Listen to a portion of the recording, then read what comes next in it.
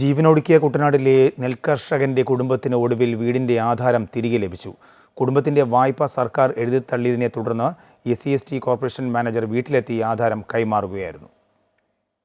തകഴി കുന്നുമ്മ കാട്ടിൽപ്പറമ്പിൽ പ്രസാദിന്റെ ഭാര്യ ഓമന 2021 ഏപ്രിൽ 29 പട്ടികജാതി പട്ടികവർഗ വികസന കോർപ്പറേഷനിൽ പണയപ്പെടുത്തിയ ആധാരമാണ് ഇപ്പോൾ തിരികെ ലഭിച്ചിരിക്കുന്നത്. സ്വയം തൊഴിൽ വായ്പയായി 60,000 രൂപയാണ് ഓമന കോർപ്പറേഷനിൽ നിന്നും എടുത്തിരുന്നത്. ഇതിൽ 15,000-ഓളം രൂപ തിരികെ അടച്ചിരുന്നു. 11 മാസക്കാലമായി തിരിച്ചടവ് മുടങ്ങിയിരിക്കുകയായിരുന്നു. ബാക്കി തുക കുടിശ്ശികയായതിന്റെ പേരിൽ ഒരാഴ്ച മുമ്പ് ഇവർക്ക് ജപ്തി നോട്ടീസും ലഭിച്ചു.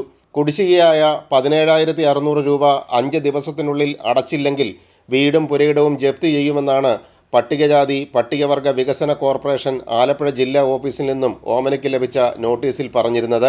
ഈ തുക പേര് വെളിപ്പെടുത്താൻ ആഗ്രഹിക്കാത്ത മുംബൈ മലയാളി സുരേഷ് ഗോപിയുടെ മകളുടെ വിവാഹ സമ്മാനമായി പ്രസാദിന്റെ കുടുംബത്തിന് നൽകി. തൊട്ടു പിന്നാലെ കഴിഞ്ഞ ദിവസം ഈ കുടുംബത്തിന്റെ മുഴുവൻ കടബാധ്യതയായ 3,70,70,000 രൂപ സുരേഷ് ഗോപി ഓമനയുടെ അക്കൗണ്ടിലേക്ക് കൈമാറി. തുടർന്ന് പണമടച്ച് ആധാരമെടുക്കാനായി പട്ടികജാതി പട്ടികവർഗ വികസന കോർപ്പറേഷനിലെത്തിയെങ്കിലും ഓമനയുടെ കടബാധ്യത എഴുതിത്തള്ളിയതായാണ് ഉദ്യോഗസ്ഥർ അറിയിച്ചത്. മന്ത്രി K. രാധാകൃഷ്ണനുമായി സുരേഷ് ഗോപി സംസാരിച്ചതിനെ തുടർന്നാണ് വായ്പയെടുത്ത മുഴുവൻ തുകയും എഴുതിത്തള്ളിയതെന്ന് ഓമന പറഞ്ഞു.